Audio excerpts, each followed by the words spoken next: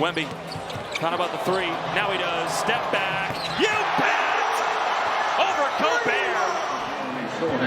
Here's Victor Wembanyama, a little ball fake between the legs, step back, and he's going to have...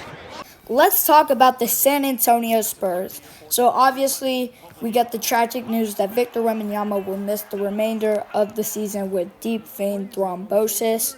And so let's just talk about what the plan should be for the San Antonio Spurs in this year. What should they do? What should happen?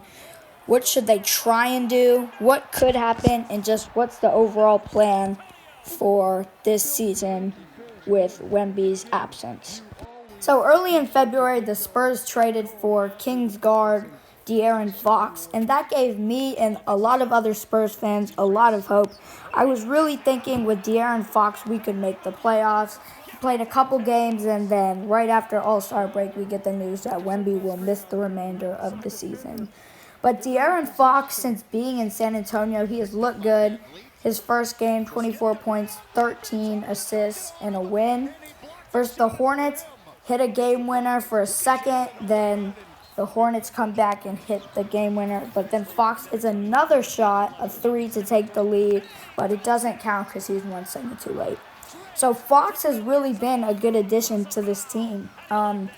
Overall, he's going to be a great player. He's going to be a key piece. He's only 27 years old, and guards play a lot longer than other positions, so he still has a bunch of good years left.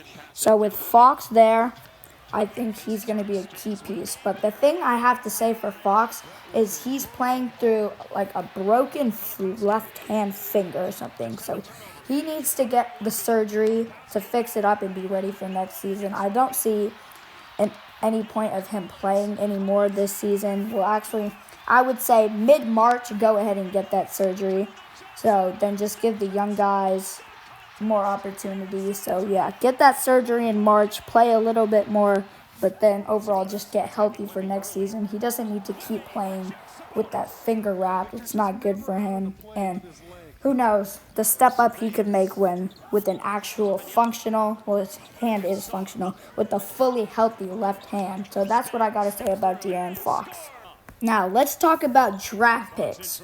So, back when the DeJounte Murray trade was made a couple years ago, the Spurs got 3 unprotected first-round picks from the Atlanta Hawks, including one this year. So the Spurs will have their own first-round pick this year and an unprotected first-round pick from Atlanta this year. And both could be in the lottery, which really makes me think that the Spurs have a good shot at Cooper Flagg. And even if not Cooper Flagg, Ace Bailey's in this draft class, Dylan Harper, Trey Johnson's really good. This 2025 class is going to be really good. And even if the Spurs don't have a chance at Cooper Flagg, there's like a bunch of other players I wouldn't be mad about getting.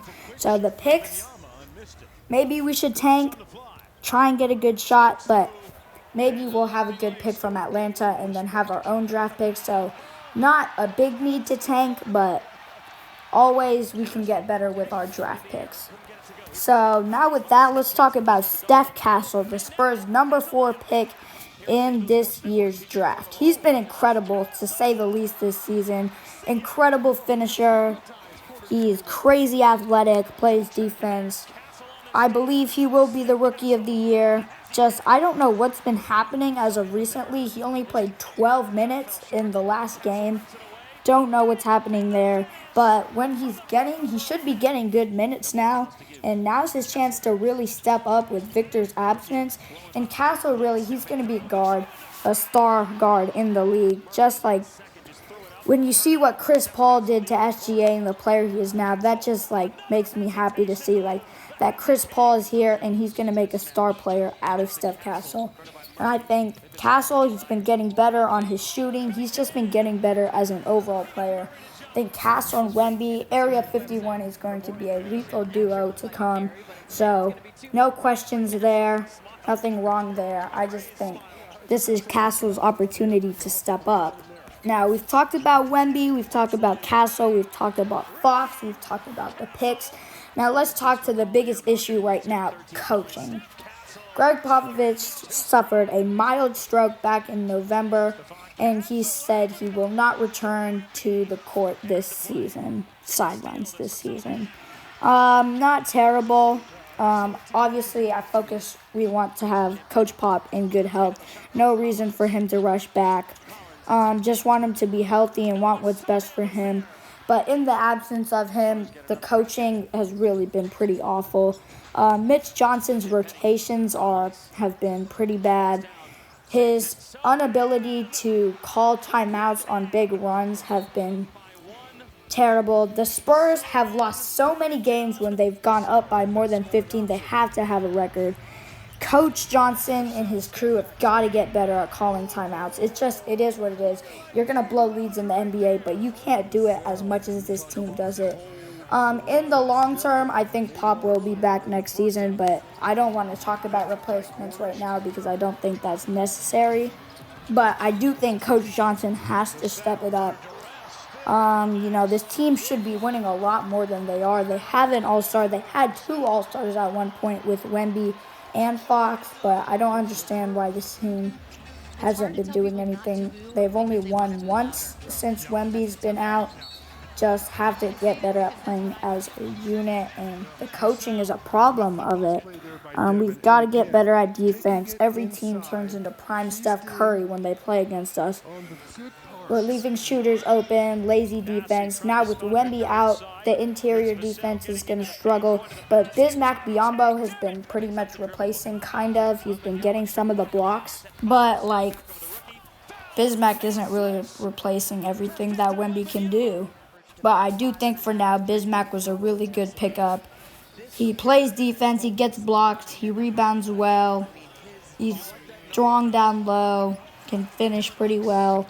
But I think he's the center that I wish the Spurs would have had when Victor was there, because that was a problem, not having a backup center, but he's here now. And Bassey's also dealing with a MCL injury, but Bismack was a good pickup. And Brian Wright, I trust him. He's been top 3 GM in the NBA. I think he knows what he's doing. He's building a franchise right here.